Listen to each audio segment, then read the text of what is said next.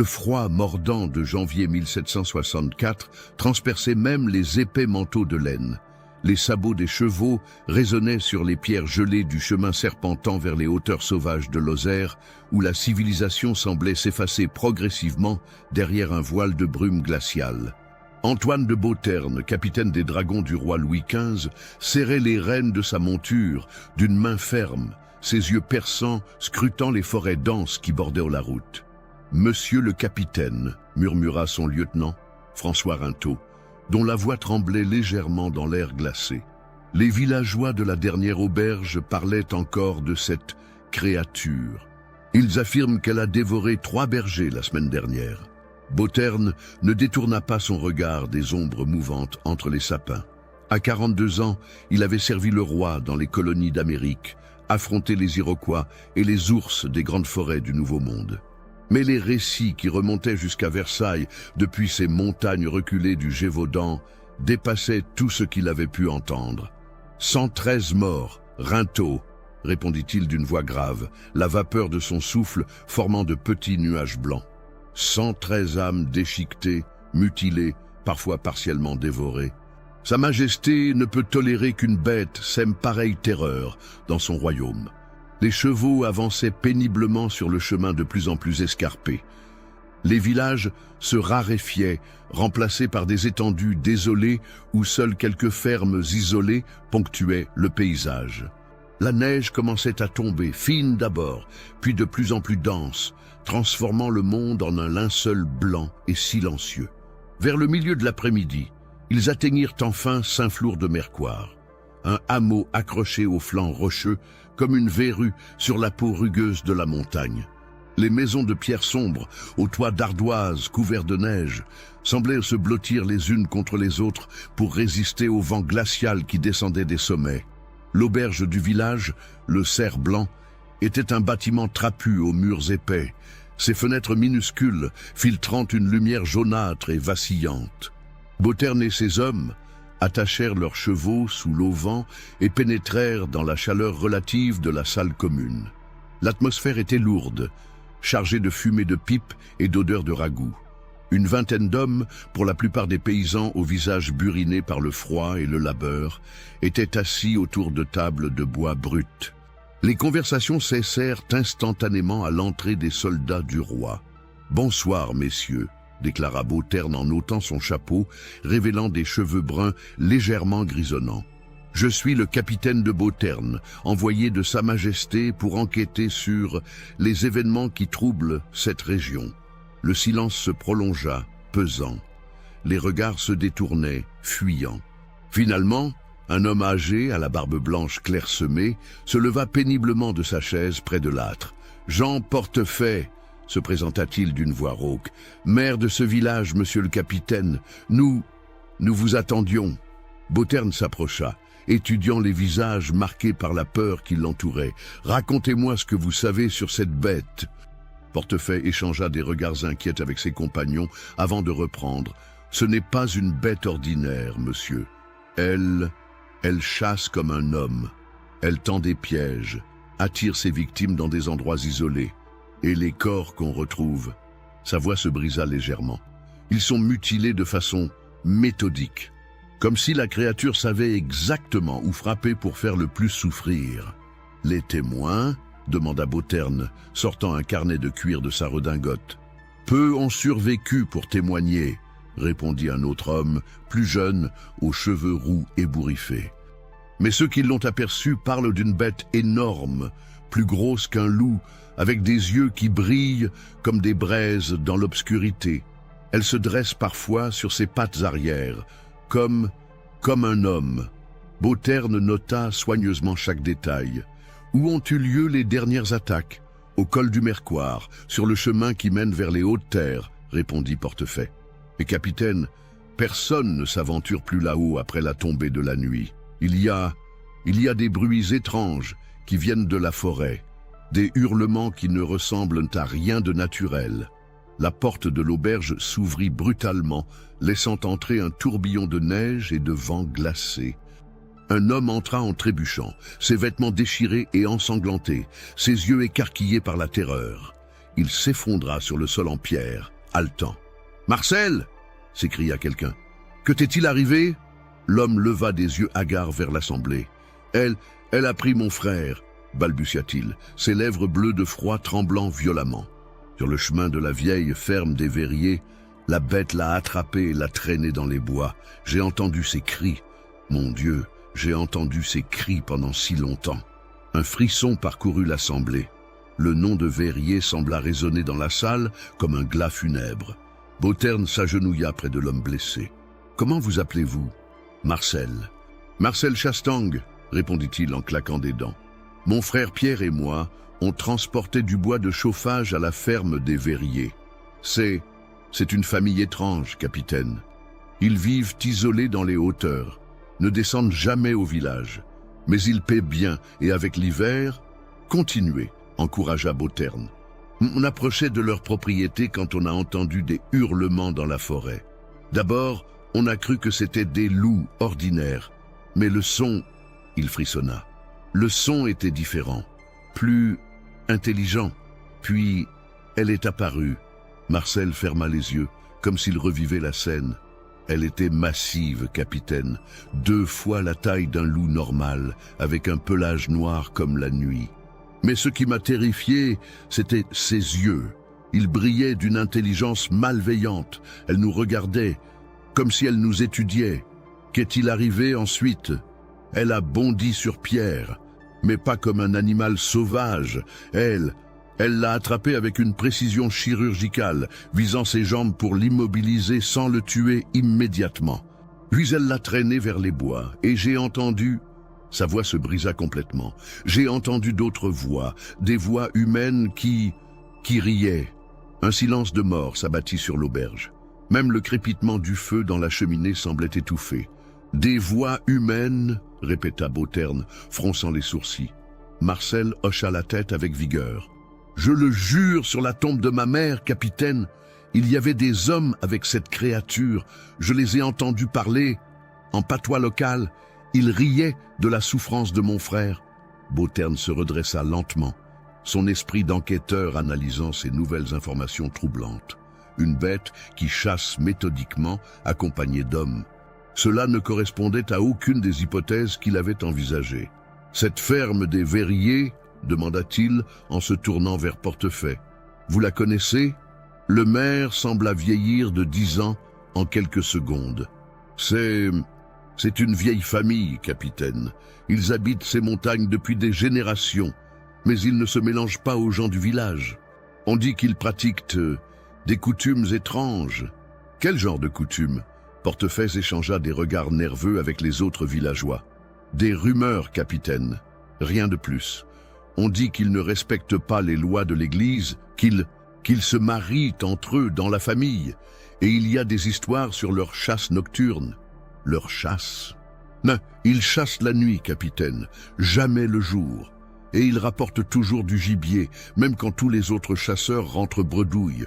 Certains disent qu'ils connaissent des secrets sombres transmis de père en fils. Bauterne ferma son carnet d'un geste sec. Les pièces d'un puzzle macabre commençaient à s'assembler dans son esprit. Combien sont-ils, cette famille ? Le patriarche, Pierre Verrier, a 60 ans environ, répondit un autre villageois. Il a 4 fils adultes et 2 filles. Ils vivent tous ensemble dans cette ferme isolée, à 3 lieues d'ici, sur les hauteurs. Et les attaques ont commencé quand ? Il y a environ 2 ans, murmura Portefaix. Au début, c'étaient des moutons, des chèvres qui disparaissaient, puis des bergers isolés. Et maintenant elles s'attaquent aux voyageurs, aux familles entières parfois. L'aubergiste, une femme corpulente aux joues rougies, s'approcha timidement. « Capitaine, si vous comptez vous rendre chez les Verriers, je vous conseille d'y aller de jour, et avec beaucoup d'hommes. Cette famille, il y a quelque chose de maudit chez eux. » Bauterne acquiesça gravement. « Nous partirons demain à l'aube. Montrez-moi le chemin sur une carte. » Pendant que Portefaix dessinait un plan approximatif sur un morceau de parchemin, Marcel Chastang fut installé près du feu pour soigner ses blessures. Ses murmures incohérents évoquaient sans cesse les rires humains qu'il avait entendus dans la forêt, mêlés aux cris d'agonie de son frère. La nuit tombait rapidement sur les montagnes, enveloppant le village dans un manteau d'obscurité. Depuis les fenêtres de l'auberge, on pouvait voir les lumières vacillantes des maisons s'éteindre une à une, comme si les habitants se terraient pour échapper à quelque menace invisible. Bauterne monta dans la petite chambre que l'aubergiste lui avait préparée sous les combles. Depuis sa fenêtre, il contemplait les masses sombres des forêts qui s'étendaient vers les hauteurs. Quelque part là-haut, dans cette immensité hostile, se cachait la vérité sur ces massacres. Il sortit une lettre de sa besace, celle que lui avait remise le ministre du roi avant son départ de Versailles. Les mots étaient gravés dans sa mémoire. « Sa Majesté attend de vous que vous mettiez fin à cette terreur qui défie l'autorité royale. Utilisez tous les moyens nécessaires. La réputation de la couronne en dépend. » Un hurlement lointain déchira le silence nocturne, suivi d'un autre, puis d'un troisième. Bauterne frissonna malgré lui. Ce n'étaient pas des cris d'animaux ordinaires. Il y avait quelque chose d'humain dans ces sons, quelque chose de profondément dérangeant. Il vérifia une dernière fois ses pistolets et son épée avant de s'allonger sur le lit de paille. Demain, il irait à la rencontre de cette famille verrier, et il découvrirait enfin la vérité sur la bête du Gévaudan. Mais une question le hantait tandis qu'il s'endormait. Était-il venu chasser un monstre? Ou était-il lui-même devenu la proie? De où vous m'accompagnez? Laissez dans les commentaires. L'aube se levait péniblement sur les montagnes de Lozère, teignant la neige fraîche d'une lueur rosée et froide. Bauterne et ses hommes, une dizaine de dragons du roi armés de mousquets et de sabres, cheminaient depuis 2 heures sur le sentier escarpé qui menait vers les hautes terres. Leurs chevaux soufflèrent des nuages de vapeur dans l'air glacé, peinant à progresser sur le terrain rocailleux et verglacé. Le paysage devenait de plus en plus sauvage à mesure qu'ils grimpaient. Les forêts de sapins semblaient se refermer sur eux comme les mâchoires d'un piège géant, leurs branches chargées de neige formant un plafond oppressant qui filtrait à peine la lumière du jour naissant. Le silence était total, à peine troublé par le cliquetis des harnais et le souffle haletant des chevaux. « Capitaine !» murmura le lieutenant Rintaut. « Nous approchons de la zone indiquée sur la carte du maire. La ferme des Verriers ne devrait plus être très loin. » Bauterne leva la main pour faire halte. Depuis 1 heure, un sentiment d'inquiétude grandissait en lui. Il n'avait croisé aucun gibier, entendu aucun chant d'oiseaux. Même les insectes semblaient avoir déserté cette partie de la forêt. C'était comme si la vie elle-même fuyait cet endroit. « Sergent Malesherbes » appela-t-il, s'adressant à un homme râblé aux cheveux grisonnants, vétéran de nombreuses campagnes. « Faites vérifier les armes. Je veux que tous les mousquets soient chargés et amorcés. »« Bien, capitaine » répondit Malesherbes d'une voix rauque. L'homme avait combattu aux côtés de Bauterne en Amérique et avait affronté les pires dangers sans broncher. Pourtant, même lui semblait nerveux dans ces bois sinistres. Ils reprirent leur progression. Le sentier serpentait entre d'énormes rochers couverts de mousse et de glace, parfois si étroits qu'ils devaient avancer en file indienne. Des corbeaux les observaient depuis les branches les plus hautes, leur croassement sinistre résonnant comme des présages de malheur. Vers midi, ils atteignirent enfin une clairière où se dressait la ferme des Verriers. Bauterne retint son souffle. L'endroit défiait toute description. La bâtisse principale était une construction massive de pierres noires, aux murs épais comme ceux d'une forteresse. Ses fenêtres étroites, protégées par d'épais volets de bois, ressemblaient à des meurtrières. La toiture d'ardoise, couverte d'une épaisse couche de neige, s'ornait de cheminées multiples d'où ne s'échappait aucune fumée malgré le froid glacial. Autour de la maison principale s'éparpillaient plusieurs dépendances. Une grange énorme, aux portes cadenassées, des écuries visiblement bien entretenues, et ce qui semblait être un fumoir dont l'odeur caractéristique flottait dans l'air immobile. Mais c'était l'absence totale de vie domestique qui frappait le plus. Pas de poules picorant dans la cour, pas de cochons dans leurs enclos, pas même un chien pour signaler leur arrivée. « C'est sinistre !» marmonna l'un des soldats, un jeune homme nommé Dubois dont c'était la première mission importante. « Du calme !» ordonna Bauterne, mais lui-même ressentait la même oppression. L'endroit dégageait une aura de malaise profond, comme si les pierres elles-mêmes avaient absorbé des souffrances indicibles. Ils attachèrent leurs chevaux à un poteau de bois près de l'entrée principale et s'approchèrent de la lourde porte de chêne ferrée. Bauterne frappa 3 coups fermes avec le pommeau de son épée. Le silence qui suivit sembla durer une éternité. Puis des pas lents résonnèrent à l'intérieur, accompagnés d'un bruit de chaîne qu'on déverrouille. La porte s'ouvrit dans un grincement lugubre. L'homme qui leur fit face était impressionnant. Pierre Verrier, le patriarche, devait mesurer près de 6 pieds. Sa carrure massive évoquait celle d'un ours, ses épaules larges tendant l'étoffe grossière de sa chemise de lin. Ses cheveux, d'un noir profond, striés de quelques fils d'argent, retombaient sur ses épaules en mèches grasses. Mais c'étaient ses yeux qui frappaient le plus. D'un vert intense, presque lumineux, il semblait percer l'âme de quiconque osait les affronter. « Messieurs, dit-il d'une voix grave et caverneuse, avec un léger accent du terroir qui traînait sur les consonnes, vous êtes loin de tout chemin civilisé. Que puis-je pour vous ?»« Pierre Verrier ?» demanda Bauterne, s'efforçant de garder une contenance malgré le malaise qui l'envahissait. « Je suis le capitaine de Bauterne, envoyé de Sa Majesté Louis XV. J'enquête sur les attaques qui terrorisent la région. » Un sourire étrange passa sur les lèvres de Verrier, découvrant des dents remarquablement blanches et pointues. « Ah, l'envoyé du roi, nous vous attendions, capitaine. Entrez donc, vous et vos hommes. Ma famille sera honorée de recevoir les représentants de Sa Majesté. » L'invitation était formulée avec une politesse formelle, mais il y avait quelque chose dans le ton qui mettait Bauterne mal à l'aise. Il fit signe à ses hommes de rester vigilants et pénétra dans la demeure. L'intérieur était aussi troublant que l'extérieur. Le hall d'entrée, éclairé par quelques chandelles vacillantes, était décoré de têtes d'animaux empaillés fixées au mur. Mais ce n'étaient pas des trophées de chasse ordinaires. Les têtes de cerf, de sangliers et de loups étaient disposées selon un motif géométrique complexe, leurs yeux de verre semblant suivre les visiteurs dans leurs mouvements. « Ma famille !» annonça Pierre Verrier en désignant d'un geste ample les silhouettes qui émergeaient des ombres de la maison. Ils apparurent un à un, comme surgis des profondeurs de quelques cauchemars. D'abord les Fils, 4 hommes dans la force de l'âge, tous bâtis sur le même modèle que leur père, massifs et au regard perçant.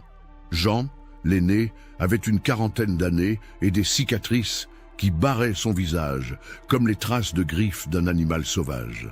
Antoine et Marie, les jumeaux, présentaient une ressemblance troublante qui dépassait la simple gémellité. Ils bougeaient de concert, comme s'ils partageaient une pensée unique. Le plus jeune, Paul, à peine 25 ans, avait les mêmes yeux verts hypnotiques que son père, mais il y brillait une lueur de folie naissante. Puis vinrent les filles.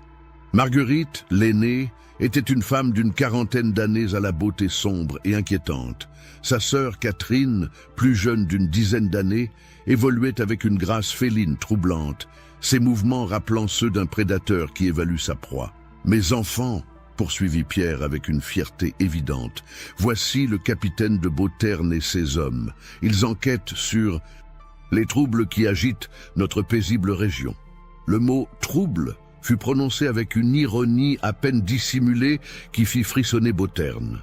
Il étudia les visages qui l'entouraient, notant les détails troublants, la pâleur maladive de leur teint malgré la vie au grand air, la façon dont leur regard se fixait sur lui et ses hommes comme s'ils évaluaient des pièces de viande, et surtout cette odeur étrange qui flottait dans la maison, un mélange de fumée, de sang et de quelque chose d'autre, quelque chose d'innommable. « Nous aimerions vous poser quelques questions, » commença Bauterne. « Les attaques qui se multiplient dans la région... »« Ah, cette malheureuse bête !»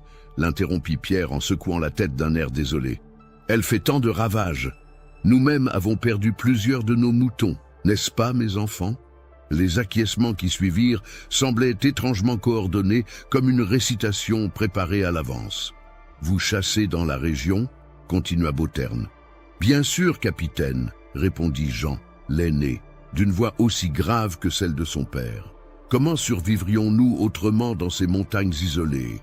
Nous connaissons chaque sentier, chaque grotte, chaque terrain de chasse. Mais vous n'avez jamais rencontré cette créature ?»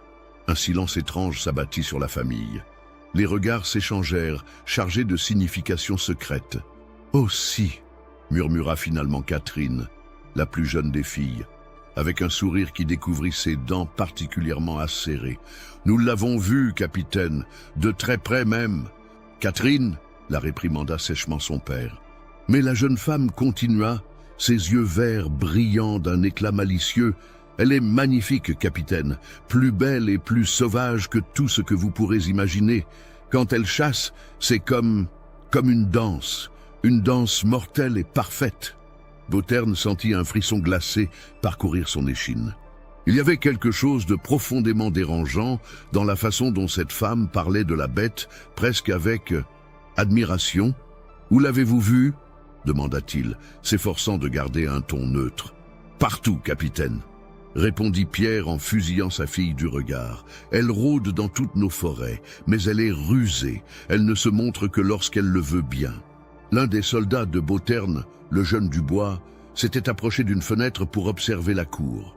Soudain, il poussa un cri étouffé. « Capitaine, venez voir !» Bauterne s'approcha de la fenêtre. Dans la cour arrière, partiellement dissimulée par un appentis, s'étalait un spectacle qui lui glaça le sang. Des dizaines d'ossements étaient soigneusement disposés sur de longues tables de bois, certains encore couverts de lambeaux de chair séchée. La plupart semblaient provenir d'animaux sauvages, mais quelques-uns « Qu'est-ce que c'est que ça ?» demanda-t-il d'une voix dure. Pierre Verrier s'approcha calmement, comme si la question était parfaitement naturelle. « Notre réserve de viande pour l'hiver, capitaine. Dans ces montagnes isolées, nous ne pouvons pas nous permettre de gaspiller quoi que ce soit. Nous utilisons tout, la viande, les os, la peau, même... » Il s'interrompit, son sourire s'élargissant. « Même les parties que d'autres considéreraient comme immangeables. » Bauterne étudia plus attentivement les ossements. Certains étaient indéniablement humains, des côtes, des fémurs, des crânes. Son cœur se mit à battre plus rapidement, mais il s'efforça de ne rien laisser paraître. « Vous semblez avoir chassé beaucoup de gibier dernièrement, » observa-t-il d'un ton neutre. « L'hiver est long, capitaine, » répondit Jean, « et nous sommes nombreux à nourrir, il faut prévoir. Et cette viande, elle provient uniquement de vos chasses ?» Un nouveau silence chargé s'installa. Les membres de la famille Verrier échangèrent des regards que Bauterne ne parvint pas à déchiffrer. « Capitaine, » dit finalement Marguerite, la fille aînée, s'avançant avec une grâce troublante, « vous semblez fatigué par votre long voyage. Ne voudriez-vous pas vous reposer et partager notre repas? Nous allions justement nous mettre à table. » L'invitation était tentante après des heures de voyage dans le froid, mais quelque chose dans le ton de la femme alerta Bauterne. Il jeta un coup d'œil vers ces hommes qui semblaient tous partager son malaise. « C'est très aimable à vous, mais nous devons poursuivre notre enquête, » répondit-il diplomatiquement. « Ah, comme c'est dommage !» murmura Pierre, et son expression se durcit imperceptiblement. « Nous avons si rarement l'occasion de recevoir des invités. » À cet instant, un hurlement déchirant retentit depuis les bois environnants. Tous les soldats se figèrent, leurs mains se portant instinctivement vers leurs armes. Mais ce qui terrifia Bauterne, ce fut la réaction de la famille Verrier. Au lieu de montrer de la peur ou de la surprise, ils sourirent tous en même temps, comme si ce cri n'était qu'un signal attendu. « Qu'est-ce que c'était » demanda le lieutenant Rintaud d'une voix tendue. « Oh, probablement notre chien de garde » répondit nonchalamment Paul, le plus jeune des fils. Il est particulièrement expressif quand il sent des étrangers. Mais Bauterne avait reconnu le timbre de ce hurlement. Ce n'était pas celui d'un chien domestique, c'était le même cri bestial et intelligent qu'ils avaient entendu la nuit précédente à l'auberge. « Nous ferions mieux de partir, » dit-il à ses hommes, sa main se resserrant sur la poignée de son épée. « Déjà ?» y fit Pierre avec une feinte déception. « Mais vous venez à peine d'arriver, et j'avais tant de choses à vous raconter sur cette région, sur ses traditions anciennes, ses coutumes particulières. » Il s'approcha de Bauterne, et le capitaine put sentir son haleine fétide, chargée d'une odeur de viande avariée. « Savez-vous, capitaine, que ces montagnes abritent des secrets très anciens ? Des familles comme la nôtre, qui vivent ici depuis des siècles, ont appris à s'adapter aux exigences de la nature sauvage. Que voulez-vous dire? Pierre sourit, découvrant encore ses dents anormalement pointues. Que pour survivre dans un monde de prédateurs, capitaine, il faut parfois devenir prédateur soi-même. Un second hurlement retentit, plus proche cette fois, suivi d'un autre, puis d'un troisième. Bauterne réalisa avec horreur qu'ils étaient encerclés. « Mes enfants !» dit Pierre Verrier d'une voix douce qui contrastait terriblement avec la menace implicite de ses paroles. « Nos invités semblent pressés de partir. Peut-être devrions-nous les raccompagner ?» Les fils Verrier se mirent en mouvement avec une coordination parfaite, bloquant discrètement les issues. Leurs sourires ne quittaient pas leur visage, mais leurs yeux avaient pris une expression de faim qui ne trompait pas. Bauterne fit un geste discret à ses hommes. Le sergent Malécherbe, comprenant immédiatement, fit un pas en arrière, sa main se glissant vers son pistolet. « Messieurs de la famille Verrier, dit Bauterne d'une voix ferme, nous vous remercions de votre hospitalité. Mais le devoir nous appelle ailleurs. »« Le devoir » répéta Pierre avec un rire guttural. « Ah, capitaine, vous ne savez pas encore ce que le véritable devoir exige dans ces montagnes, mais vous allez l'apprendre très bientôt. » Les hurlements se rapprochèrent, résonnant maintenant de tous côtés. Bauterne compta mentalement. Au moins 6 ou 7 créatures différentes, si l'on en jugeait par les variations de tonalité. Mais le plus terrifiant était de voir la famille Verrier réagir à ces cris comme à un langage familier, leurs têtes se tournant vers les fenêtres avec des expressions d'anticipation joyeuse. « Sortez !» ordonna soudain Bauterne à ses hommes. « Maintenant !» Ils se ruèrent vers la porte d'entrée, mais celle-ci se referma brutalement devant eux avec un bruit sourd de verrou qu'on tire. Jean Verrier, qui s'était glissé derrière eux, tenait la lourde barre de fer qui condamnait l'issue. « Mais enfin, dit-il avec un sourire carnassier, vous ne pouvez pas partir maintenant. Le repas va être servi. » Bauterne dégaina son épée d'un mouvement fluide. « Mes hommes, aux armes !» Le chaos explosa dans la salle. Les soldats sortirent leurs pistolets et leurs sabres, tandis que la famille Verrier se transforma. Ce ne fut pas une métamorphose soudaine comme dans les contes, mais quelque chose de bien plus terrifiante, une révélation progressive de leur véritable nature. Leurs sourires s'élargirent, découvrant des rangées de dents acérées comme des lames. Leurs ongles s'allongèrent en griffes noires et crochues, leurs yeux se mirent à briller d'une lueur verdâtre dans la pénombre. « Tuez-les !» cria Bauterne. Le lieutenant Rintaud tira le premier. La détonation résonna comme le tonnerre dans l'espace confiné, et la balle atteignit Antoine Verrier en pleine poitrine. L'homme recula, puis sourit en regardant le sang qui coulait sur sa chemise. « Ça chatouille », dit-il simplement, puis il bondit. Le mouvement fut d'une rapidité inhumaine. En une fraction de seconde, il avait traversé la pièce et ses griffes s'enfonçaient dans la gorge du malheureux Rintaud. Le sang jaillit en gerbes écarlates, tandis que l'officier s'effondrait en gargouillant. « Mon Dieu !» hurla le jeune Dubois. Mais son cri fut étouffé net lorsque Marguerite lui sauta dessus, ses dents se refermant sur sa carotide avec un bruit écœurant d'os qui craquent. La femme releva la tête, sa bouche et son menton dégoulinant de sang frais, ses yeux brillants d'une extase sauvage. Le sergent Malcherbe vida son pistolet sur Pierre Verrier. Les balles le touchèrent à l'épaule et au flanc, mais le patriarche ne sembla même pas les sentir. Il avança vers le vétéran avec une lenteur délibérée, savourant la terreur qui se lisait sur le visage du soldat. « À 30 ans de service », murmura Malécherbe, sa voix tremblant pour la première fois depuis que Bauterne le connaissait.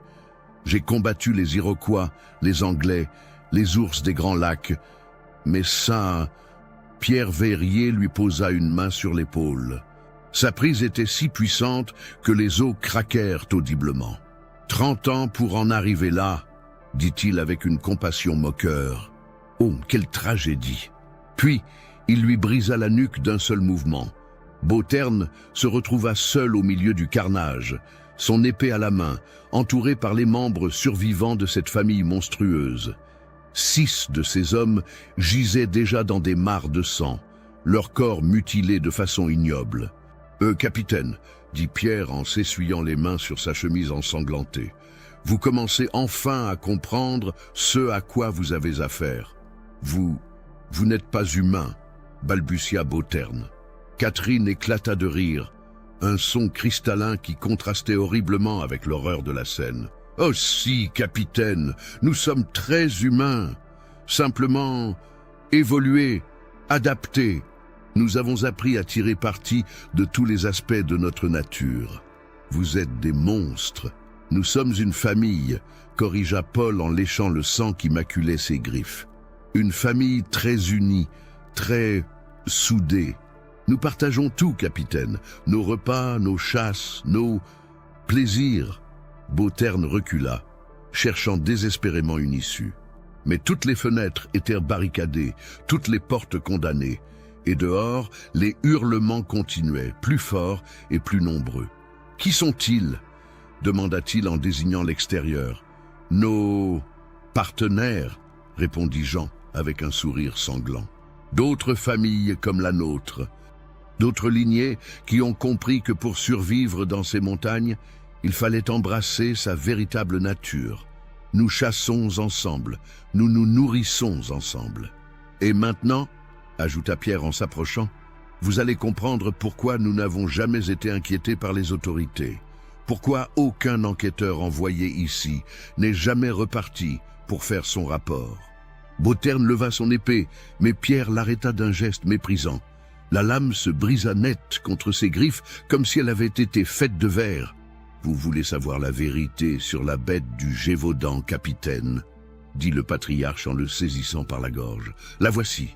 Nous sommes la bête, tous autant que nous sommes, une famille unie par le sang et la chair. Et bientôt, vous allez faire partie de la famille. Les dernières paroles de Bauterne furent noyées dans ses propres cris, tandis que les crocs de Pierre Verrier se refermèrent sur sa gorge. Dehors, la neige continuait de tomber, recouvrant d'un manteau blanc et innocent les traces de cette boucherie. Et dans les bois environnants, d'autres silhouettes approchaient, attirées par l'odeur du sang frais. La chasse pouvait reprendre. Si cette histoire macabre te laisse avec des frissons, partagée avec un ami qui adore les contes de terreur. 3 semaines plus tôt, dans les profondeurs glacées de la forêt de Lozère, là où même les chasseurs les plus téméraires n'osaient s'aventurer, se dressait un cercle de pierres ancestrales couvertes de mousse et de givre. Ces menhirs, érigés bien avant l'arrivée des Romains en Gaule, portèrent des symboles gravés que seuls quelques initiés savaient encore déchiffrer. C'était là, dans ce temple primitif à ciel ouvert, que se tenait la réunion la plus secrète et la plus abominable de toute la région. Ils étaient 12, représentant 4 familles qui avaient fait un pacte inavouable des siècles auparavant. Les Verriers, bien sûr, menés par le patriarche Pierre et ses 6 enfants, mais aussi les Margerides, clan tout aussi ancien et corrompu, conduit par le vieux Étienne et sa progéniture dégénérée. Les Aubrac, famille de montagnards aux traditions sanglantes, dirigée par la matriarche Berthe, femme de 70 ans aux yeux de rapace. Et enfin les Cévennes, la lignée la plus récente mais peut-être la plus vicieuse, menée par les jumeaux Lucien et Lucienne, frères et sœurs unis par des liens qui dépassèrent de loin les simples liens familiaux. Au centre du cercle brûlait un feu étrange, alimenté non par du bois ordinaire, mais par des ossements humains soigneusement disposés. Les flammes qui s'en élevaient étaient d'un rouge plus sombre que nature, et elles dégageaient une fumée âcre qui piquait les yeux et engourdissait l'esprit. « Mes frères et sœurs, commença Pierre Verrier de sa voix grave, le temps est venu de prendre une décision cruciale. Les autorités royales commencent à s'intéresser de trop près à nos activités. » Étienne Margeride, un homme décharné aux cheveux blancs clairsemés, cracha dans le feu. « Ces fouineurs de Versailles, qu'ils viennent donc, nous les recevrons comme il se doit. » « C'est exactement ce genre d'imprudence qui nous a menés à cette situation, répliqua sèchement Berthe Aubrac. Malgré son âge avancé, elle conservait une autorité redoutable sur son clan. 113 morts en 2 ans, Étienne. Même pour des ignorants de la capitale, cela finit par faire beaucoup. Lucien Cévennes, un homme d'une 30aine d'années aux traits fins mais aux yeux cruels, se pencha vers les flammes. « Ma chère Berthe a raison. Nous avons été excessif. Nos ancêtres chassaient avec plus de subtilité. Nos ancêtres, reprit sa sœur jumelle Lucienne d'une voix mélodieuse qui contrastait avec la froideur de ses paroles, n'avaient pas autant de bouches à nourrir.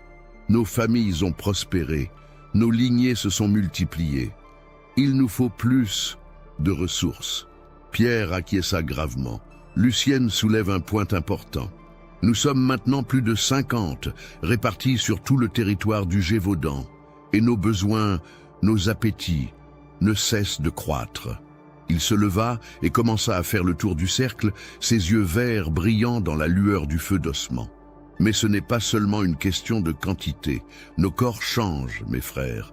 Chaque génération est plus perfectionnée que la précédente, plus forte, plus rapide, plus affamée aussi. Jean Vérier, l'aîné des fils de Pierre, prit la parole. Mon père dit vrai. Regardez mes enfants, nos petits-enfants. Ils naissent déjà avec des dents plus acérées, des sens plus développés. Certains peuvent sentir une proie humaine à plus d'une lieue de distance.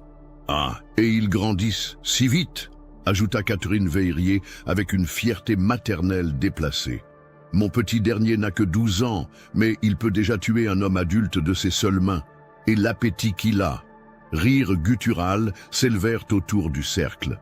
Ses parents monstrueux parlaient de leurs enfants avec la même tendresse qu'auraient pu montrer des fermiers ordinaires, sauf que leur progéniture était formée pour tuer et dévorer leurs semblables. Le problème, intervint Étienne Margeride, c'est que les jeunes manquent de patience. Ils voient une proie et ils bondissent, sans réfléchir aux conséquences.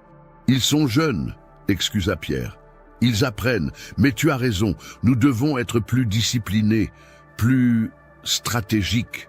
Berthe Aubrac se leva péniblement, s'appuyant sur un bâton de marche orné de crânes d'animaux. J'ai une proposition, nous devons nous organiser différemment. Au lieu de chasser chacun de notre côté, créons un système.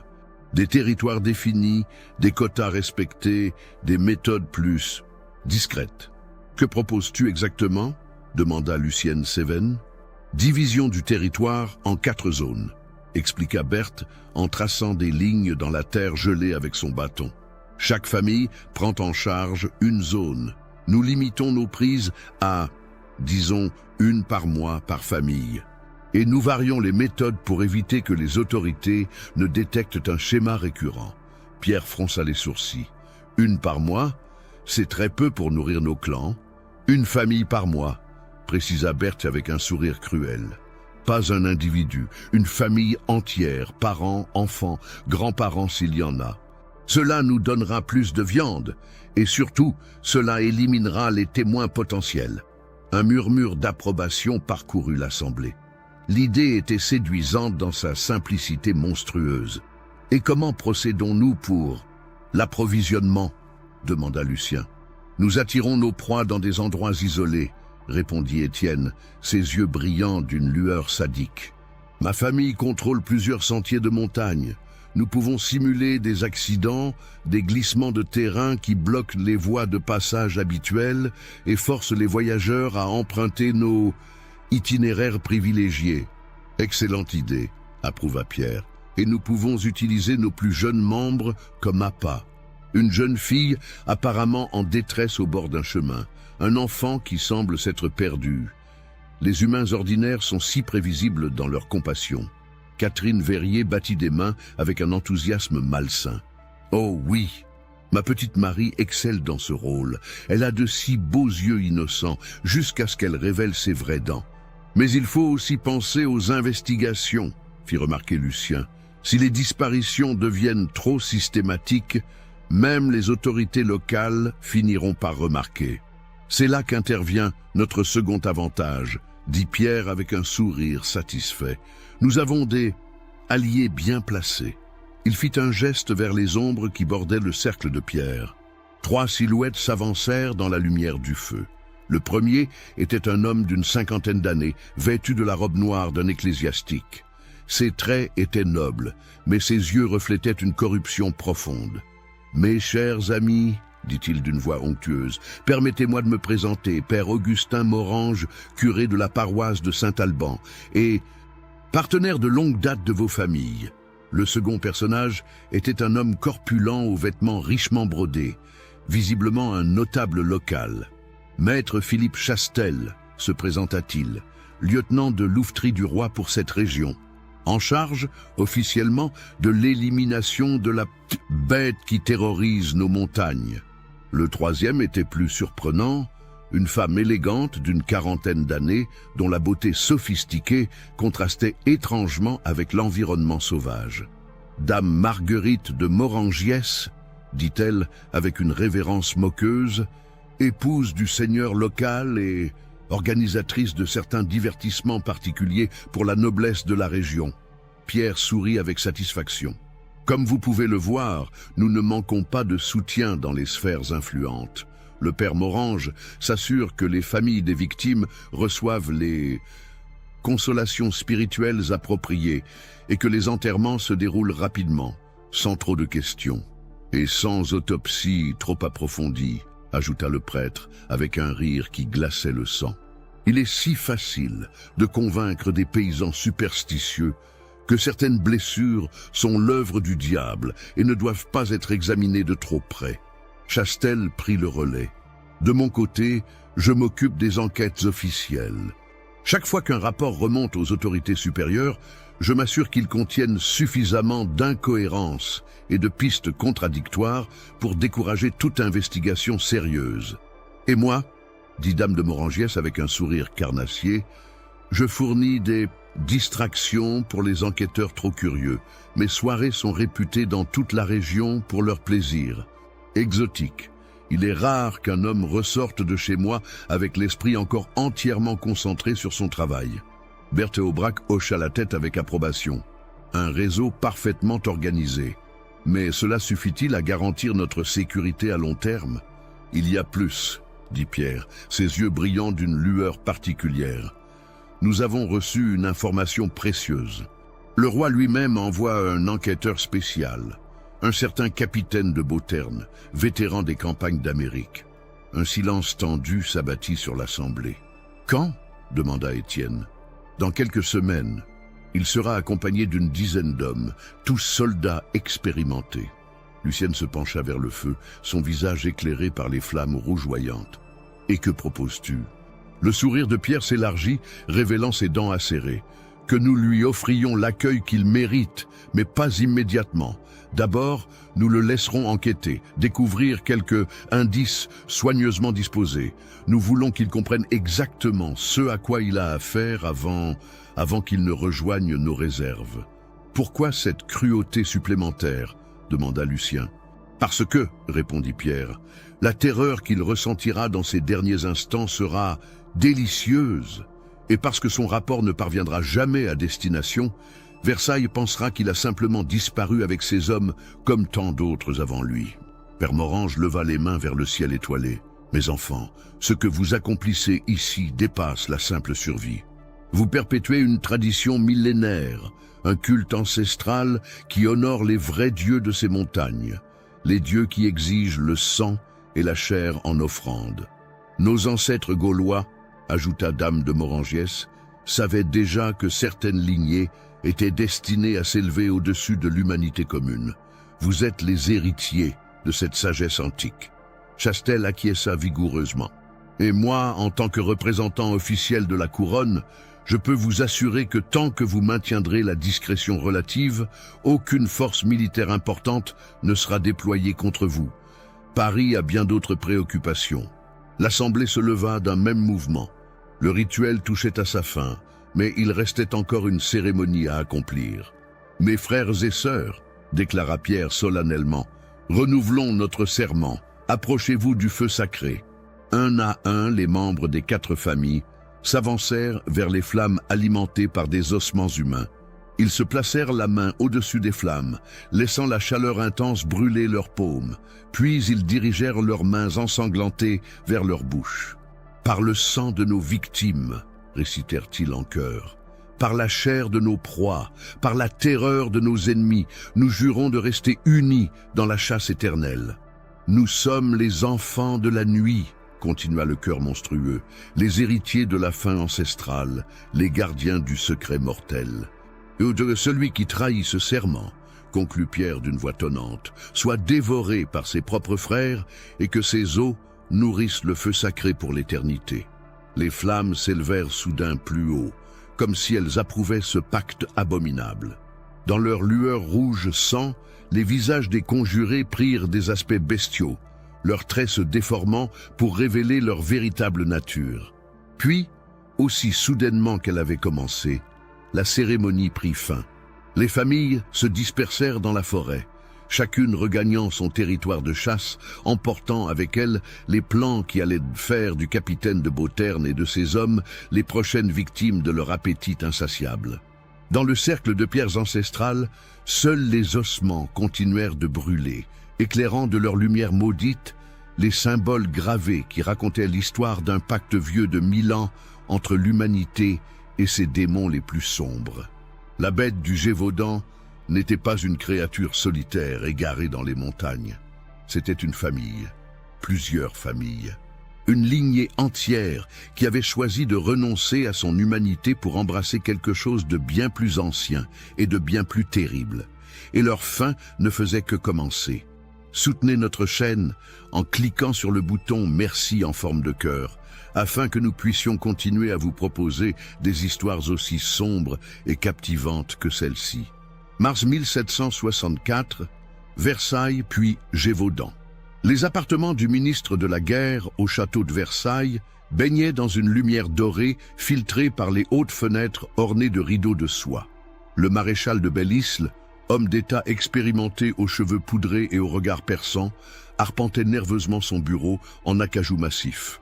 Depuis 3 semaines, aucune nouvelle du capitaine de Beauterne et de sa mission dans les montagnes de Lozère. « Excellence », dit timidement son secrétaire, un homme maigre aux traits inquiets. « Nous avons reçu une missive du lieutenant de louveterie de la région, maître Chastel. » Belle-Île s'arrêta net. « Enfin, que dit-il » Le secrétaire déplia un parchemin scellé à la cire rouge. « Il rapporte que le capitaine de Beauterne et ses hommes ont été... » Sa voix se brisa. « Ils ont été retrouvés morts, Excellence. Tous, dévorés par la bête dans une embuscade près d'une ferme isolée. » Le maréchal se laissa tomber dans son fauteuil de cuir, le visage blême. « Tous, les 11 hommes. Selon le rapport de maître Chastel, oui, Excellence. Il précise que les corps étaient dans un état indescriptible, mutilés de façon si horrible qu'il a fallu les enterrer immédiatement, sans même les ramener au village. » Belle-Isle se prit la tête entre les mains. Beauterne était l'un de ses meilleurs capitaines, un homme qui avait survécu aux pires batailles d'Amérique. Qu'une bête, fût-elle monstrueuse, ait pu éliminer une escouade entière de soldats expérimentés dépassait l'entendement. Y a-t-il autre chose dans ce rapport ? Maître Chastel demande l'autorisation d'organiser une grande battue avec tous les chasseurs de la région. Il assure qu'avec des moyens suffisants, il parviendra à abattre la créature. « Accordez, répondit Belle-Isle d'une voix lasse, donnez-lui tous les moyens qu'il demande. Et, il hésita, faites dire au roi que son enquêteur spécial est tombé au champ d'honneur. Ce que le maréchal ne savait pas, c'est qu'au même moment, à 300 lieues de là, maître Philippe Chastel pliait soigneusement la copie de son faux rapport avant de la glisser dans les flammes de sa cheminée. L'homme corpulent souriait avec satisfaction en regardant le mensonge se consumer. « Parfait, murmura-t-il. Maintenant, organisons cette comédie de battue pour donner le change. » 3 mois plus tard, juin 1764, mais tous les complices de cette mascarade n'étaient pas aussi efficaces que Chastel. Le père Augustin Morange, le prêtre corrompu qui avait participé au conseil secret, avait commis une erreur fatale. Dans son ivresse de pouvoir et sa cupidité, il avait commencé à faire chanter certaines familles nobles de la région, menaçant de révéler leurs liens avec les divertissements de Dame de Morangiès, s'il ne payait pas généreusement pour son silence. L'une de ces familles, les de Montclar, avait des relations directes à la cour. Plutôt que de céder au chantage, ils avaient discrètement fait parvenir au roi une lettre détaillant les activités suspectes du père Morange. Louis XV, déjà préoccupé par la disparition mystérieuse de son enquêteur, ordonna une investigation secrète menée par ses services les plus discrets. C'est ainsi que le chevalier de Montbarré, officier de la garde royale et maître espion, arriva dans la région sous l'identité d'un marchand de soieries.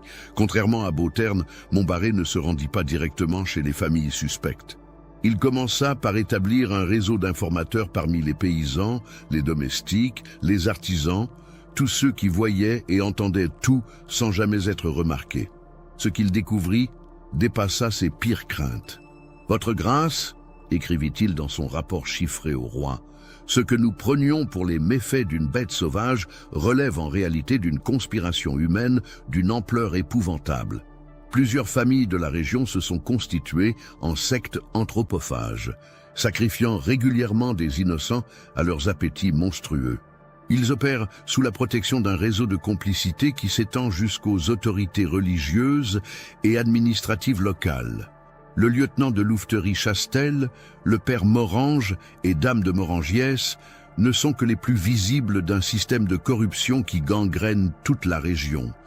Plus troublant encore, sire, ces familles semblent pratiquer l'inceste de façon systématique depuis plusieurs générations, produisant une descendance aux caractéristiques physiques anormales. Force, vitesse et cruauté surhumaines, dentition modifiée, instinct de prédateur développé. J'ai interrogé discrètement plusieurs témoins.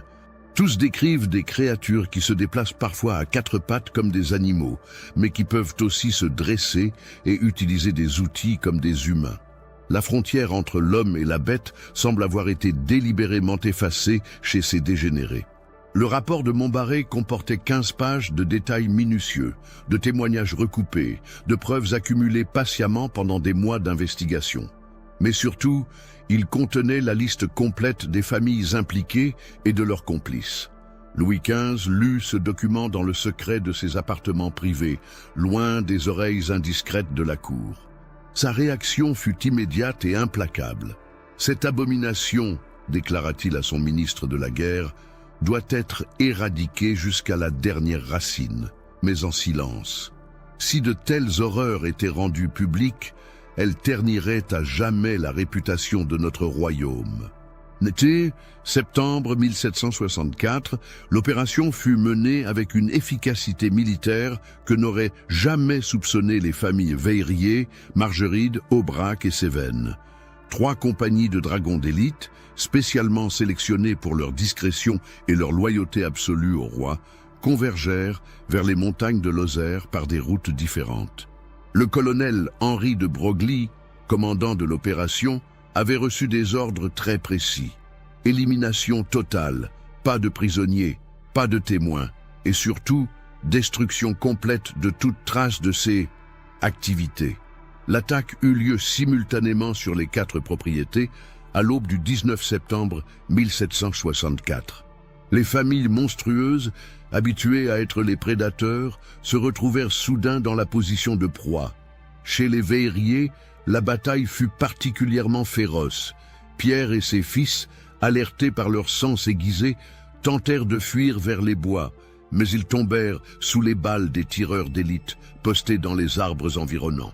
Les femmes, Catherine et Marguerite, essayèrent de négocier, offrant de révéler l'emplacement de leurs réserves en échange de leur vie. Elles furent abattues sans autre forme de procès. Les Margerides résistèrent en se barricadant dans leurs fermes fortifiées, utilisant leur connaissance du terrain pour tendre des embuscades aux soldats. Mais les dragons étaient des professionnels aguerris. Ils incendièrent simplement la bâtisse, forçant la famille à sortir. Étienne Margeride, le patriarche, fut le dernier à tomber, hurlant des malédictions en patois local, tandis que les balles le fauchaient. Berthe Aubrac, malgré son grand âge, tenta une dernière ruse. Elle se déguisa en vieille paysanne innocente, suppliant les soldats de l'épargner. Mais le colonel de Broglie avait été parfaitement informé par Montbarré. « Madame, dit-il poliment en ajustant son pistolet, votre réputation vous précède. Seuls les jumeaux Cévennes, Lucien et Lucienne, parvinrent à s'échapper dans un premier temps. Leur complicité malsaine leur avait toujours permis d'agir comme un seul esprit dans 2 corps. Ils se fondirent dans la forêt, utilisant des tunnels souterrains qu'ils avaient creusés au fil des années. Mais leur fuite ne dura que quelques heures. Les chiens de guerre amenés par les dragons, les pistèrent, jusqu'à une grotte isolée où ils s'étaient réfugiés. Là, dans l'obscurité froide et humide, les derniers représentants des lignées maudites furent acculés. « Nous sommes immortels !» cria Lucienne, ses yeux brillants de folie dans l'obscurité. « Nos enfants survivront, notre sang coule dans les veines de dizaines de descendants. »« Plus maintenant », répondit calmement le colonel. Car pendant que les compagnies principales s'occupaient des adultes, des équipes spécialisées avaient méthodiquement éliminé tous les enfants et petits-enfants des familles maudites. Une tâche horrible, mais que les soldats accomplirent avec la discipline froide de professionnels conscients de servir leur roi. Les complices ne furent pas oubliés. Le père Morange fut retrouvé dans son presbytère, tentant de brûler des documents compromettants. Il mourut en priant, non pas Dieu, mais les anciens démons auxquels il avait vendu son âme. Maître Chastel, le faux lieutenant de Louveterie, tenta de fuir vers Lyon avec une malle remplie de pièces d'or. Il fut intercepté sur la route et abattu lors d'une tentative de résistance à l'autorité royale, selon le rapport officiel. Dame de Morangiès offrit la résistance la plus subtile. Retranchée dans son château, elle avait rassemblé une dizaine de ses invités habituels, des nobles corrompus qui participaient à ses orgies cannibales. Elle menaça de révéler leur nom si elle était inquiétée. « Madame », lui répondit le colonel de Broglie lorsqu'elle formula ses exigences, « ces messieurs figurent déjà sur nos listes. » Effectivement, dans les heures qui suivirent, plusieurs seigneurs de la région furent discrètement arrêtés et conduits vers une destination inconnue.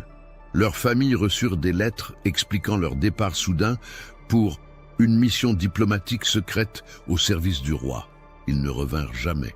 Octobre 1764, le nettoyage fut méticuleux.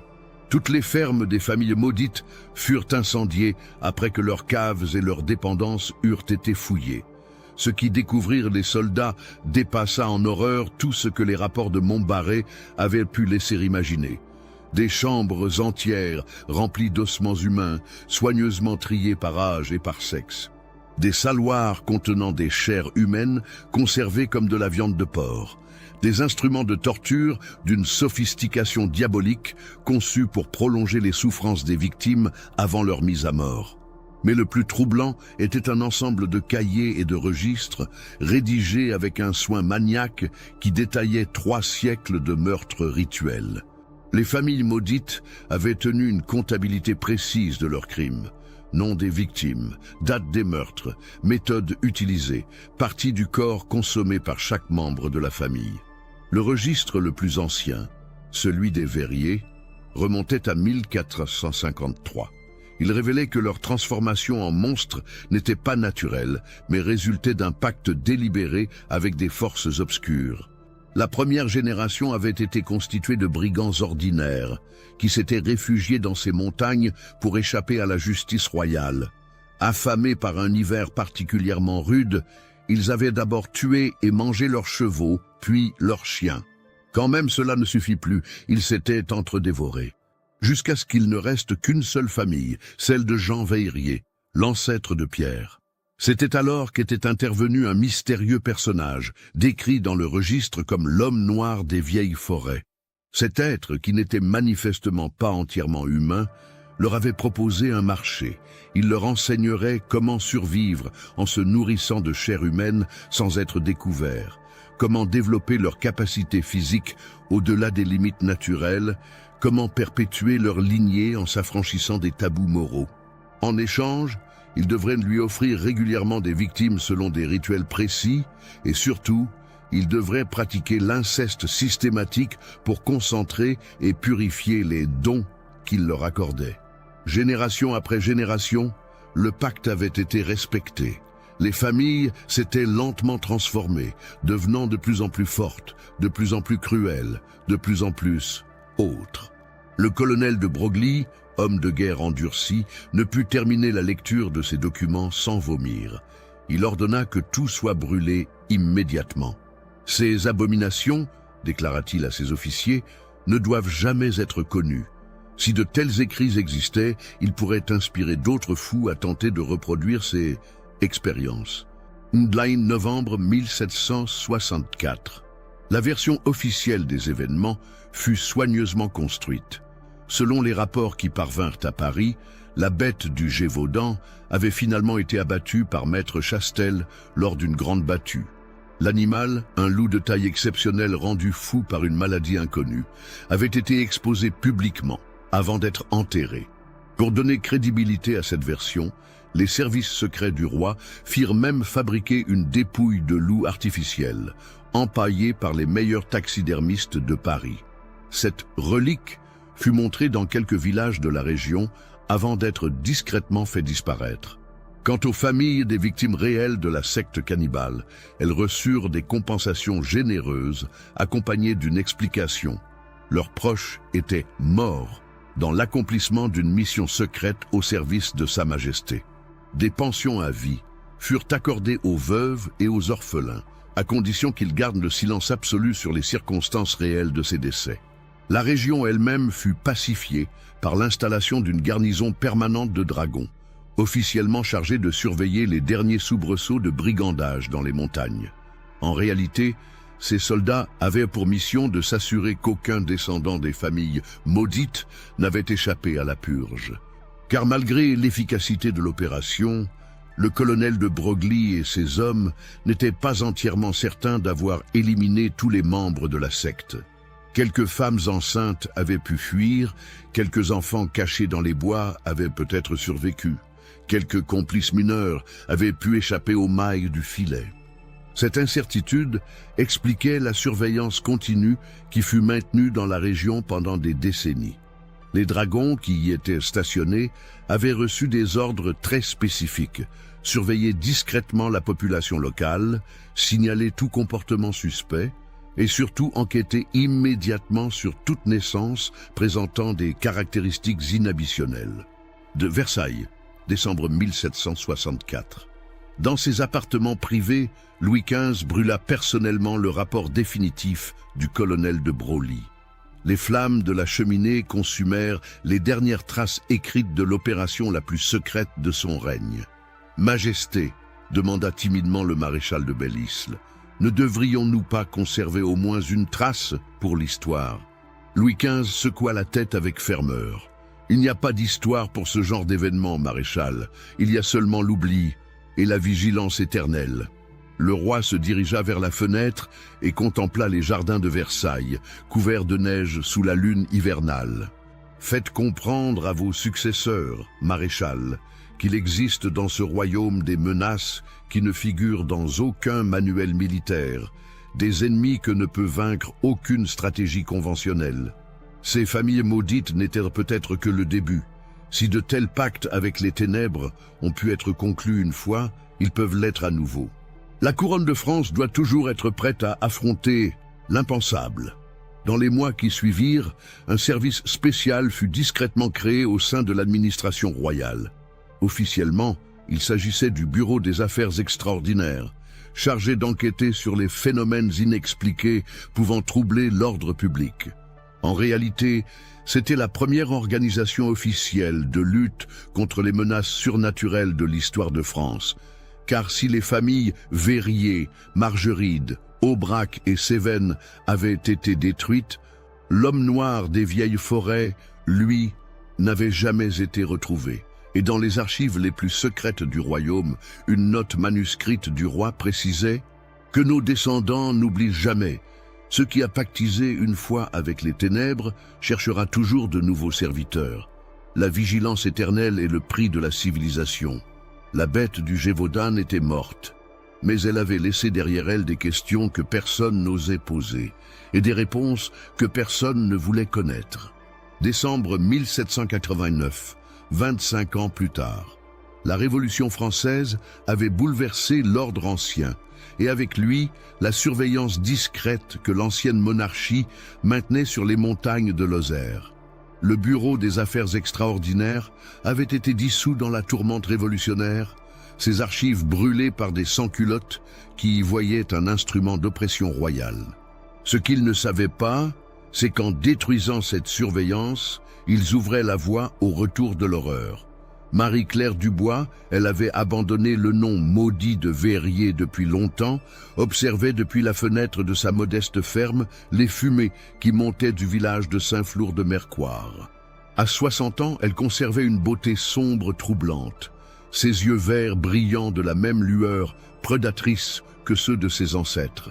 Elle était la seule survivante de la purge de 1764. Enceinte au moment du massacre, elle avait réussi à fuir dans les grottes les plus profondes des montagnes, où elle avait donné naissance à un fils dans des conditions atroces. Pendant 25 ans, elle avait vécu cachée, élevant son enfant dans la tradition familiale, attendant le moment propice pour reprendre ce que la couronne leur avait volé. « Mère », dit une voix grave derrière elle. Elle se retourna vers son fils, Pierre-Antoine. L'homme de 25 ans était un spécimen parfait de la lignée Verrier, massif, au sens aiguisé, aux dents acérées. Mais il était autre chose encore. Élevé dans l'isolement total, nourri exclusivement de chair humaine depuis l'enfance, il représentait l'aboutissement de 3 siècles de dégénérescence contrôlée. « Le moment est venu, mon fils », dit-elle avec un sourire cruel. Nos ennemis se déchirent entre eux. Plus de rois, plus d'armée royale, plus de surveillance. Nous pouvons reprendre notre place. Et les autres familles? Mortes, répondit-elle amèrement. Toutes mortes, mais nous avons quelque chose qu'elles n'avaient pas, la patience d'avoir attendu le bon moment. Elle s'approcha d'un coffre de bois dissimulé sous les lattes du plancher. À l'intérieur, soigneusement préservé, se trouvaient les derniers registres de la famille Verrier, ceux qu'elle avait pu sauver lors de la fuite. « Ton héritage », dit-elle en caressant les pages jaunies. 300 ans de savoirs accumulés, les techniques de chasse, les méthodes de préservation des corps, les rituels de transformation, et surtout, les instructions pour convoquer l'homme noir. Pierre-Antoine fronça les sourcils. « Tu penses qu'il répondra encore? Après tant d'années ?» Il a conclu un pacte avec notre lignée, mon fils.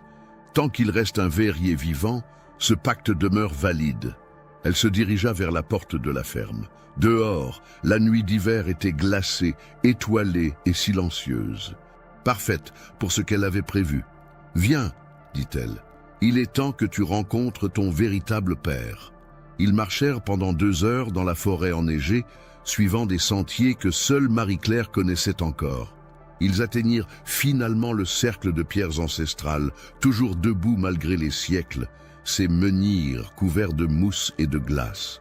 Marie-Claire alluma un feu au centre du cercle, mais pas avec du bois ordinaire. Elle sortit de son sac plusieurs ossements humains, les restes de sa dernière victime, un voyageur égaré qu'elle avait attiré dans ses pièges quelques semaines plus tôt. Maître des anciennes forêts, commença-t-elle d'une voix qui résonnait étrangement dans l'espace sacré, « Seigneur des pactes éternels, nous t'invoquons. Ta servante Marie-Claire, dernière des Veilleriers, et son fils Pierre-Antoine, héritier de la lignée maudite, sollicitent ta présence. » Les flammes s'élevèrent soudain, prenant cette teinte rouge sombre caractéristique. Un vent glacé se leva, faisant gémir les branches des sapins environnants. « Nous t'offrons cette chair en sacrifice, » continua Marie-Claire en jetant d'autres ossements dans le feu. « Nous t'offrons notre sang en allégeance, nous t'offrons nos âmes en servitude. Viens à nous, maître. » Pierre-Antoine observait la scène avec fascination mêlée de terreur. Il avait entendu les histoires de sa mère depuis l'enfance, mais voir les anciennes invocations prendre effet dépassait tout ce qu'il avait pu imaginer. L'air au centre du cercle commença à se déformer, comme si la réalité elle-même se pliait sous une pression invisible. Des formes indistinctes dansaient dans les flammes, de plus en plus précises, de plus en plus tangibles. Puis, il apparut. L'homme noir n'avait pas changé depuis 1453. Grand, élancé, vêtu d'un manteau sombre qui semblait absorber la lumière, il se dressait maintenant au milieu des flammes sans être consumé par elles.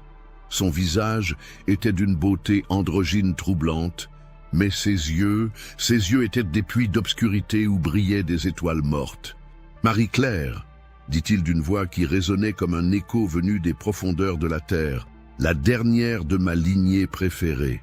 J'ai senti ta présence pendant toutes ces années d'exil. J'ai senti ta faim, ta patience, ta haine. Maître, murmura-t-elle en s'agenouillant, les royaux ont détruit notre famille, dispersé notre œuvre. Mais je n'ai jamais oublié le pacte. Et tu as bien fait. Il se tourna vers Pierre-Antoine et le jeune homme sentit un regard qui semblait percer son âme jusqu'au tréfonds. Voici donc le fruit de ta patience. Il est prometteur. L'homme noir s'approcha de Pierre-Antoine, qui luttait pour ne pas reculer. Tends la main, mon enfant. Pierre-Antoine obéit.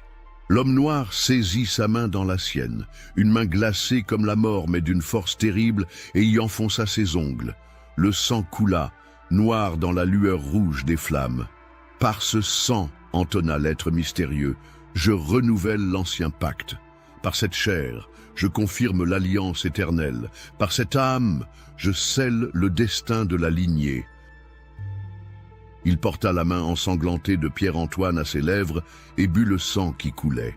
Aussitôt, le jeune homme ressentit une transformation douloureuse traverser son corps. Ses muscles se contractèrent, ses os craquèrent, ses dents s'allongèrent. La douleur était indicible, mais avec elle venait une force nouvelle, des sens décuplés, une faim terrifiante. « Maintenant, » dit l'homme noir, « écoutez-moi bien tous les deux, votre famille était nombreuse autrefois, mais elle était également négligente. Vous avez attiré l'attention, provoqué la colère du pouvoir temporel. Cette erreur ne doit pas se reproduire. Que nous conseilles-tu, maître ?» demanda Marie-Claire. « Patience et subtilité. Ne reconstituez pas immédiatement une grande famille. Commencez petit, grandissez lentement. Établissez des alliés, corrompez les autorités locales une à une. Et surtout, ses yeux brillèrent d'une lueur malveillante. Adaptez-vous au nouveau temps. Cette révolution qui bouleverse la France vous offre des opportunités inédites. Comment cela ? La société ancienne était stable, hiérarchisée. Il était difficile de faire disparaître des gens sans que cela se remarque. Mais maintenant, il rit, un son qui glaçait le sang. Maintenant, c'est le chaos. Des nobles qui fuient, des prêtres qui se cachent, des bourgeois qui disparaissent dans la tourmente. Qui ira s'inquiéter de quelques morts de plus? Marie-Claire comprit immédiatement. Nous pouvons nous nourrir des victimes de la Révolution. Exactement. Et plus encore, vous pouvez vous intégrer au mouvement révolutionnaire, devenez des patriotes zélés, des citoyens irréprochables, dénoncez quelques ennemis du peuple, que vous aurez d'ailleurs choisis pour leur qualité nutritive. La République vous remerciera de votre vigilance et vous pourrez vous repaître en toute tranquillité de ceux qu'elle condamnera. Pierre-Antoine, encore sous le choc de sa transformation, réussit néanmoins à articuler « Et après, quand cette révolution prendra fin ?» L'homme noir sourit, découvrant des dents d'une blancheur d'ivoire. « Il y aura toujours des troubles, mon enfant. Des guerres, des révoltes, des changements politiques. L'humanité ne peut pas vivre en paix. C'est sa nature. Et à chaque bouleversement, vous trouverez de nouvelles opportunités. Votre rôle ne sera plus d'être simplement des prédateurs isolés. Vous deviendrez des parasites parfaitement intégrés au corps social. Vous vous nourrirez de ses convulsions, vous grandirez de ses faiblesses, vous prospérerez de ses divisions. » Il fit un geste vers les flammes, qui s'élevèrent plus haut, projetant des ombres dansantes sur les pierres anciennes. Dans 200 ans, quand vos descendants auront repeuplé ces montagnes et bien d'autres endroits, quand vos lignées se seront répandues dans toute l'Europe, les humains ordinaires ne se douteront même pas de votre existence. Ils vous côtoieront quotidiennement, leurs voisins, leurs collègues, leurs dirigeants même. Ils ne verront que des citoyens normaux, peut-être un peu plus prospères, un peu plus influents que la moyenne. Ils ne remarqueront pas vos dents légèrement trop pointues, vos yeux qui brillent dans l'obscurité, votre façon particulière de regarder la viande saignante, car vous aurez appris la plus grande leçon. Pour dévorer l'humanité, il faut d'abord devenir indispensable à sa survie. Marie-Claire se prosterna plus profondément. « Nous t'obéirons, maître, mais aura-nous la force nécessaire? Nous ne sommes que deux. Vous ne le resterez pas longtemps, » répondit l'homme noir avec un sourire entendu. « Pierre-Antoine, approche-toi du feu. » Le jeune homme obéit. L'être mystérieux plongea la main dans les flammes et en ressortit une braise ardente qu'il déposa dans la paume de Pierre-Antoine sans que celui-ci ressente la moindre brûlure. Cette braise contient l'essence de votre lignée, concentrée et purifiée. Mélange-la à l'eau que boira ta première épouse. Elle donnera naissance à des jumeaux d'une perfection que vos ancêtres n'auraient jamais pu atteindre. Et ces jumeaux, à leur tour, nous comprenons, murmura Marie-Claire. Une expansion géométrique, contrôlée et discrète. Parfaitement. Dans 50 ans, vous serez 50. Dans 100 ans, 1000. Dans 200 ans, il rit de nouveau. Dans 200 ans, l'humanité découvrira qu'elle a nourri en son sein sa propre remplaçante. Les flammes commencèrent à diminuer, signe que l'invocation touchait à sa fin. L'homme noir redevint progressivement translucide. Un dernier conseil, dit-il tandis que sa silhouette s'estompait. N'oubliez jamais d'où vous venez. Préservez les registres, transmettez les techniques, enseignez les rituels. Chaque génération doit connaître l'histoire de la précédente. C'est votre force, mais aussi votre vulnérabilité. Que veux-tu dire? Si l'humanité découvre un jour votre existence, elle cherchera vos origines. Si elle trouve ces montagnes, si elle découvre ce cercle de pierre, si elle comprend la nature de notre pacte, elle aura une chance de vous détruire. Mais si vos descendants deviennent suffisamment nombreux et puissants avant cette découverte, sa voix se fit de plus en plus faible. Alors peu importe ce qu'elle découvrira, il sera trop tard pour l'arrêter.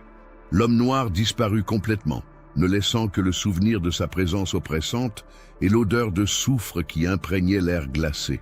Marie-Claire et Pierre-Antoine restèrent silencieux un long moment, assimilant les implications de ce qu'ils venaient d'entendre. « Mère, dit finalement Pierre-Antoine, crois-tu vraiment que nous pourrons accomplir tout cela ?» Elle regarda les braises mourantes du feu rituel, puis les étoiles froides qui brillaient au-dessus des montagnes maudites. « Nous avons survécu à l'extermination, mon fils. Nous avons conservé la connaissance, préservé la lignée, maintenu le pacte. Le plus difficile est derrière nous. Maintenant, nous avons juste à être patients et affamés. » Ils redescendirent vers leur ferme dans le silence de la nuit hivernale, porteurs d'un secret qui allait transformer l'histoire de l'humanité. Derrière eux, dans le cercle de pierre, les dernières braises s'éteignaient lentement, mais leur lueur rouge continuerait de briller dans leurs yeux pour les siècles à venir. La bête du Gévaudan était vraiment morte. Mais quelque chose de bien pire venait de naître. 1964, 200 ans plus tard, le professeur Henri Delacroix, spécialiste de l'histoire locale à l'université de Montpellier, fermait soigneusement le dernier carton d'archives qu'il venait de dépouiller dans les caves de la préfecture de Lozère. Son travail de recherche sur l'affaire de la bête du Gévaudan touchait enfin à sa fin après 10 années d'investigation. Ce qu'il avait découvert défrait les versions officielles de cette célèbre affaire du XVIIIe siècle. Documents militaires classifiés, correspondances secrètes, rapports d'espionnage, tout concourait à prouver que la bête n'était pas un animal, mais une secte humaine anthropophage qui avait terrorisé la région pendant des années. « Extraordinaire », murmurait-il en rangeant ses notes. « Si je publie ces révélations, cela va révolutionner notre compréhension de cette période. » Il ne remarqua pas la silhouette qu'il observait depuis l'ombre de l'escalier menant aux caves. Un homme élégant d'une 50aine d'années, aux traits fins et aux yeux d'un vert particulièrement intense. « Monsieur le professeur, » dit l'homme en s'avançant dans la lumière. Delacroix sursauta. « Qui êtes-vous? Comment êtes-vous entré? Pardonnez-moi de vous avoir surpris. Je suis monsieur Verrier, conseiller municipal de la commune. J'ai appris que vous meniez des recherches sur notre vieille légende locale. » Monsieur Verrier? Delacroix fronça les sourcils.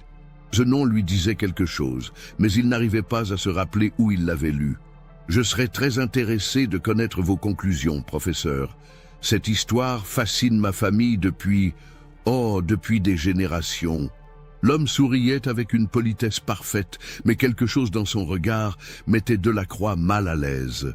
Et était-ce son imagination, ou ses dents semblaient-elles anormalement pointues? Eh bien, commença prudemment le professeur, mes recherches suggèrent que la version officielle était incomplète. Il semblerait qu'une famille de la région ait été impliquée dans ces massacres. Une famille qui s'appelait...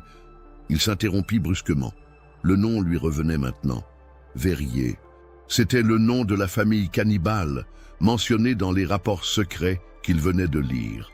Monsieur Verrier continuait de sourire, mais ses yeux brillaient maintenant. Une soudaine vague de froid parcourut l'échine de Delacroix. Le nom Verrier résonnait dans son esprit comme une cloche funèbre, chargée de toutes les atrocités décrites dans les documents qu'il venait d'exhumer. Il regarda l'homme qui se tenait devant lui, s'efforçant de masquer le tremblement de ses mains tandis qu'il serrait ses notes. « Monsieur Verrier, dit Delacroix, forçant un ton neutre, quelle intéressante coïncidence, n'est-ce pas? Votre famille semble liée à cette histoire d'une manière que je ne comprends pas encore tout à fait. » L'homme qui s'était présenté comme Verrier inclina légèrement la tête, son sourire s'élargissant de manière presque imperceptible. « Les coïncidences, professeur, ne sont que le destin jouant avec les imprudents. Ma famille a toujours été enracinée dans ces montagnes.